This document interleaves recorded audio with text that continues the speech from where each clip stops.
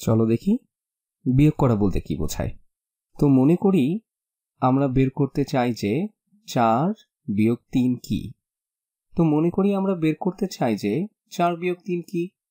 4 বিয়োগ 3 এটাকে এভাবে দেখা যায় যে ধরো তোমার কাছে 4টা জিনিস আছে, তো আমি 4টা জিনিস আঁকি।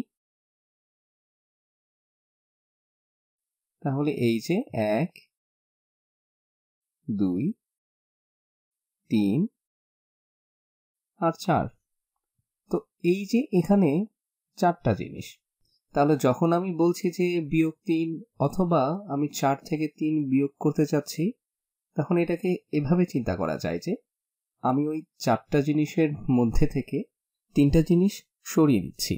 তাহলে তাই করি। তো আমি নিচ্ছি 1, তারপর 2, তারপর 3। লক্ষ্য করো আমি 1 2 3 3টা জিনিস সরিয়ে ফেলেছি। তাহলে আমার আর কয়টা জিনিস বাকি আছে? আমি যদি 4টা দিয়ে শুরু করি আর 3টি সরিয়ে ফেলি, তাহলে আমি 3 বিয়োগ করি, 4 বিয়োগ 3। তাহলে আমার থাকে আর একটা জিনিস, এই যে একটা জিনিস। তাহলে 4 বিয়োগ 3 সমান সমান 1। চমৎকার। এরকম আরেকটা করি। চলো দেখি 5 বিয়োগ 2 কি হয়। এটাকে এভাবে লিখি, ধরি আমরা বের করতে চাই যে একটা প্রশ্নবোধক চিহ্ন, এই একটা প্রশ্নবোধক চিহ্ন। তার আগে এটাকে বাদ দিয়েই আমি এখান থেকে লেখা শুরু করব। যদি আমাদের কাছে একটা প্রশ্নবোধক চিহ্ন থাকে, তাহলে ধরে নেই এটা একটা অজানা সংখ্যা। তো সেই অজানা সংখ্যাটা হলো এই প্রশ্নবোধক চিহ্ন, আর সেই অজানা সংখ্যাটা সমান সমান 5 5 বিয়োগ 2 বিয়োগ 2।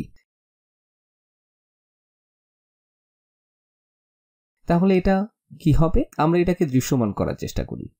এটার মানে হলো আমার কাছে 5টা জিনিস আছে আর আমি তার থেকে 2টা জিনিস সরিয়ে ফেলতে চাচ্ছি। আর কি থাকে? তো আমার কাছে 1 2 3 4 5টা জিনিস আছে। আমি তার থেকে 2টা জিনিস সরিয়ে ফেললাম, তো আমি সরাচ্ছি 1 আর 2। তাহলে আমি 1 2 2টা জিনিস সরিয়ে নিলাম। তাহলে আমার আর কয়টা থাকলো? আমার বাকি আছে এই কয়টা। আমি একটা অন্য রং ব্যবহার করি।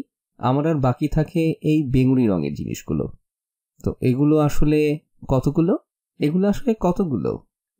আমার বাকি আছে সেই 5টা জিনিসের মধ্যে 1 2 3টা জিনিস। তো এই যে কিছু একটা সমান সমান 5 বিয়োগ 2, এই কিছু একটা হলো 3। তাহলে 3 সমান সমান 5 বিয়োগ 2। আমি এখানে এখন 3 লিখে ফেলি। তো এই যে 3, আমি 3টাকে অন্যগুলোর মতো একই সবুজ রং দিয়ে লিখি। তাহলে আমরা পেলাম যে 3 সমান সমান 5 বিয়োগ 2। আবার আমরা এটাও বলতে পারি যে 5 বিয়োগ 2 সমান সমান 3। দুটোই সঠিক।